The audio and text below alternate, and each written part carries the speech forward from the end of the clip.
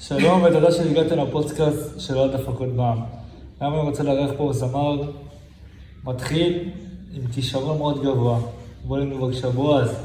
באמת, לפני שהתחלתי את הדרך שלי ולפני שהוצאתי את השיר הראשון שלי, אני די הייתי במצב לא משהו, אם אפשר לומר אפילו דיכאון, כי הרגשתי מאוד תקוע.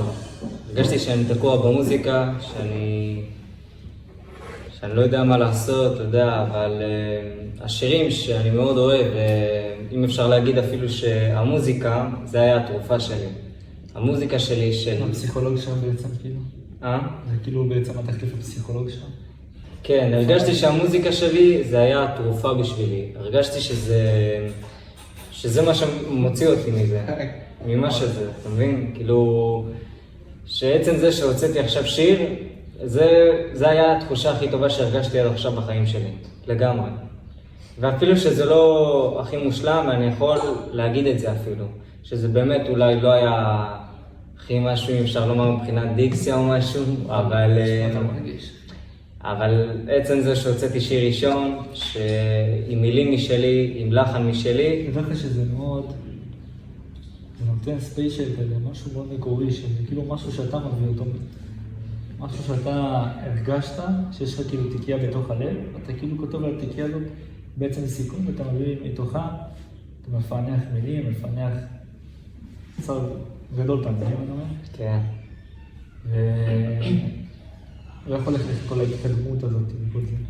תראה, האמת, עכשיו אני באמת בתקופה שהיא קצת לא הכי משהו, מבחינת קצת עומס, אתה יודע, בכל זאת אני בן 17, אתה יודע, זה קצת עומס מבחינת בגרויות, שיעורי נהיגה, גם הייתי אומר אפילו, אתה יודע, לא רק מבחינת, אתה יודע, כאילו בראש יש עומס, כאילו אתה יודע, גם מבחינה כללית אפילו, כן. כלכלית, סליחה. ואתה מצליח לנהל את זה בצורה שוטפת, כאילו, שבסוף להגיע למצב שהלחץ הוא לא משפיע עליך, מי שמשפיע עליו זה אתה. אתה בעצם כאילו, בתוך תך אתה, אני אומר? תראה, היה לי פסיכולוג שהייתי מדבר איתו על זה, אבל בכל זאת הרגשתי שזה באמת, יש לי הרבה דברים, אתה יודע, עומס בראש, שיעורי נהיגה, בגרויות, ועצם זה שאני רוצה להוציא שיר, והמפיק שלי וכל מיני כאלה, אבל אני מנסה ללמוד, לסדר את זה, אתה יודע, דבר, שלב.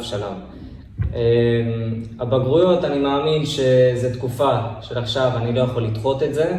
ברור, בגרויות זה משהו זמני, זה כמו שאתה נפרד עם מישהי, וזה גם כאב זמני. כל זמני בחיים. נכון, אז אני מנסה... המוזיקה, מה שאתה מתמצא בו, לא משנה באיזה תחום, זה כאילו נשאר לכל החיים, אבל בגרויות, פרידה, זה משהו דברים זמניים, אתה מבין מה אני אומר? כן. תראה, גם השיעורי נהיגה, אני מאמין שאני בעזרת השם אסיים אותם וזה, שהכל יהיה חלק, אתה יודע. אני מאמין שיהיה טוב. רציתי לשאול אותך, מצאת שם במה? מצאת כבר משהו שפנו אליך אנשים?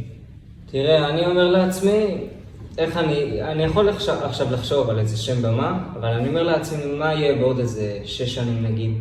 איך אני אראה את השם במה הזה, אם אני אולי אתחרט עליו? אתה לא יכול, צריך לאהוב אותו, זה כמו שאתה אוהב את עצמך. אז חשבתי אולי שאני פשוט, אתה יודע, יישאר על השם שלי, ובאמת אני ניסיתי שהוא לא יישמע ישראלי. כמו אייל גולן. אייל גולן זה לא באמת אייל גולן. יש דמוי מאחורי אייל גולן. כן, אבל... איך הוא לא? לירז רוסו. כן, אבל תראה, אני פונה לקהל של חול, והעניין הוא שאני לא מתבייש בשם שלי, העניין הוא שפשוט, בעקבות, אתה יודע, עכשיו כל המלחמה וזה, אני פשוט מרגיש... כן. אני פשוט מרגיש, אתה יודע, כל הקטע הזה, ואתה... חוץ המוזיקה, חוץ הלימודי, אתה מצליח לעבודה, הכנסה קצת? תראה, יש תקופות קשות בחיים, אבל אני מנסה... זה לא מסכים איתך, נכון. אבל אני מנסה, אתה יודע, לעבוד, לחסוך כמה שאני יכול למוזיקה שלי, לקריירה שלי בעתיד, אתה יודע. אם אפשר לשאול אותך, זה עלויות גבוהות או שזה עלויות של זמר מתחיל? תראה, בתור זמר מתחיל, הכל נראה לך גבוה. כי אין לך עדיין ידע. הצלחה וידע באמת וניסיון. אבל אחרי, אני מאמין אפילו לא איזה עשור, כן? אבל אפילו שנה וחצי, שנתיים, הכל כבר מתחיל להיראות לך סבבה לגמרי. אתה צובר ניסיון, אתה צובר זמן. וגם אפילו, אתה יודע, מבחינה כלכלית, אתה מצליח בזה גם יותר. אתה מתחיל להרוויח פה. וגם מבחינת קהל, יש לך יותר קהל, אתה צובר קהל. ויצא לך איזשהו פעם לחתום על חוזה מול חברה, משהו? האמת שכן, אבל... איזה חברה? תראה, הספקות בעם. כן. ברשותכם, יש כאן כמה שאלות שנוצרו על ידי מעריצים. שאלה ראשונה זה, איך התחלת והגעת למצב שיש לך שיר עם מאות אלפי צפיות? תראה, בגדול אני הלכתי לאיזה אחד פשוט שמפרסם בגוגל, אני אגיד לך הכי דוגרי שיש. אבל תדע לך, אין בעיה, נגיד שהוא הביא לך צפי. בתכלס, יותר מ1,000 איש צפו. חשוב שהגעת לבית ספר, שיתפת פה, שיתפת שם. כן, מאמין ככה. אנשים בקריית שמונה ראו מלא, איפה שאנחנו נמצאים. כן, יש הרבה אנשים פה בארץ. יש צופים. העניין הוא שאני פשוט הייתי רוצה שכמה שיותר מחול יכירו אותי. בגלל זה צריך להתחיל משהו קטן, ואז אתה גדל.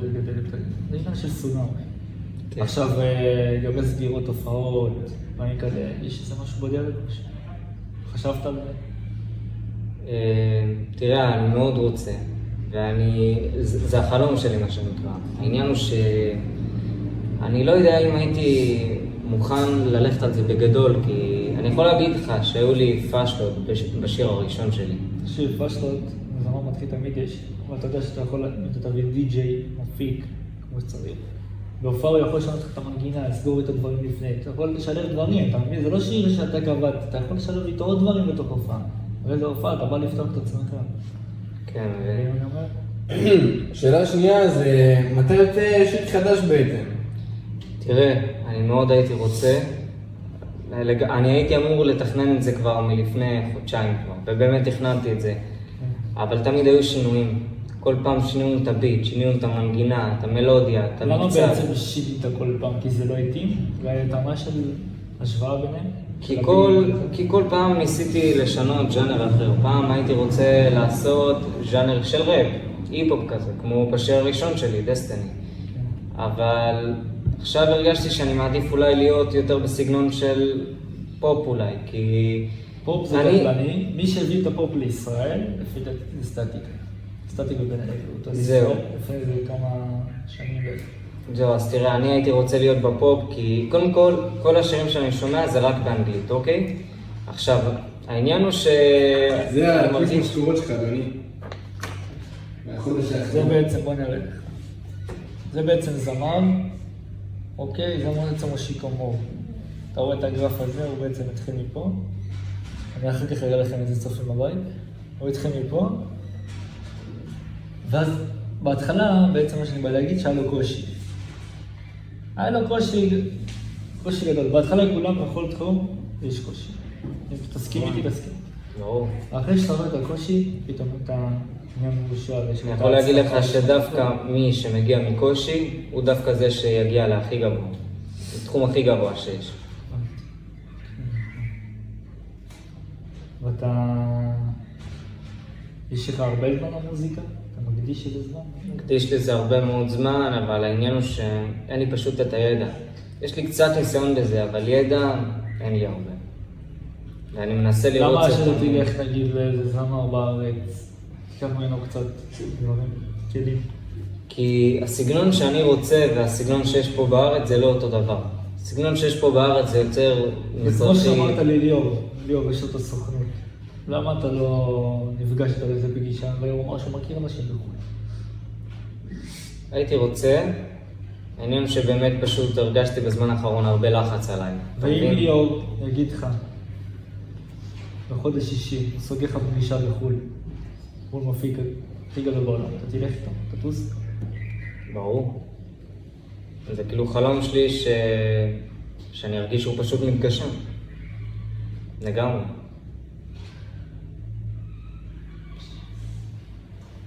אתה כל הלחץ הזה, אתה מצליח להתמודד עם זה באמת? זה קושי אחד גדול, זה עומס, זה לחץ, אבל אם אני לא אתמודד איתו, זה פשוט יראה שאני חלש. כאילו, יש לך... תמיד צריך לגמור. לפני שנסיים את הפודקאסט, יש לך איזה טיפ להביא לנו, משהו שאנחנו נוכל, צופים בבית, בכל תחום, לא משנה, איזה טיפ להביא? שגם אם אתם מרגישים שאתם הכי בקרקע, הכי ברצפה, תמיד תקומו ותדעו שאין על מה לוותר. אם אתם הולכים על משהו, זה עד הסוף. ולגמרי. אחלה משפט. שמחתי לארח אותך. תודה רבה. אז ניקח אליהו בועז. אליהו בועז. שמחתי לארח אותך, כן. נפגש בפודקאסט הבא. להתראות. תודה. חבר'ה, נפגש בפודקאסט הבא. שיהיה לכם להתראות.